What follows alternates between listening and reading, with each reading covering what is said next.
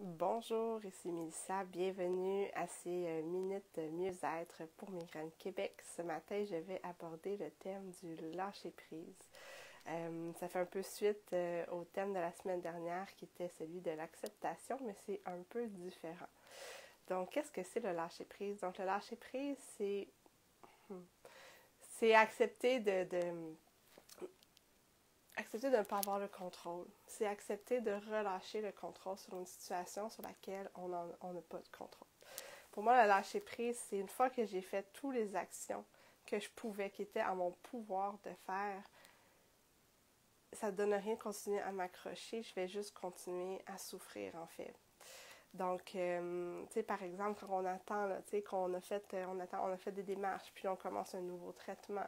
Et qu'on se demande ça va-tu fonctionner, ça va-tu pas fonctionner, le temps de l'injection, puis là, qu'est-ce qui va se passer. Puis une fois que l'injection est faite, ou peu importe, là, on n'a pas le choix de lâcher prise au fond, parce que sinon, on va essayer de s'accrocher à quelque chose qui est en dehors de notre contrôle. On ne sait pas comment notre corps va réagir, on ne sait pas comment ça va se passer.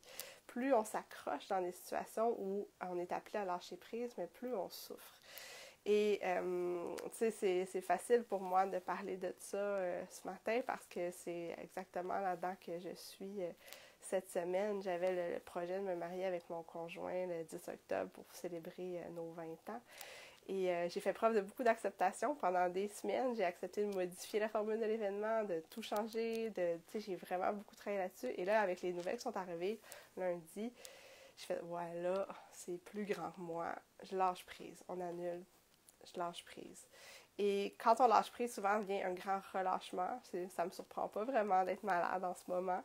Euh, c'est un autre exemple. Là, on attend, on a fait les tests de la COVID, on attend les résultats, puis ça donne rien là, que je stresse. Là. Qu'est-ce que ça va changer? Que je me demande, c'est tout ça. Puis ça va être ça. Puis qu'est-ce qui va se passer si c'est ça?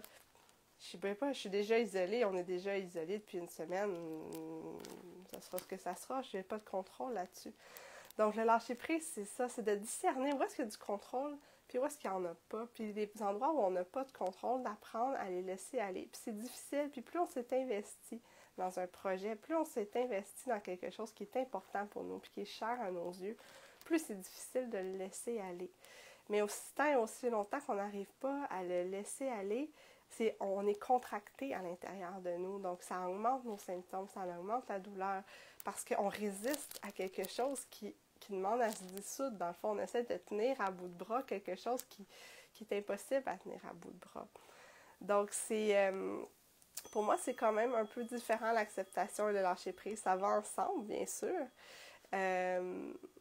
Donc, on accepte de faire les adaptations nécessaires pour améliorer notre condition de vie, puis on lâche prise sur les choses sur lesquelles on n'a pas le contrôle.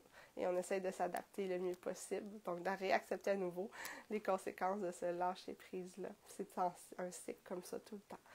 Donc voilà, j'espère que ça vous a un petit peu éclairé ce matin avec ma belle voix enrouée. Et je vous remercie et puis je vous dis à la semaine prochaine.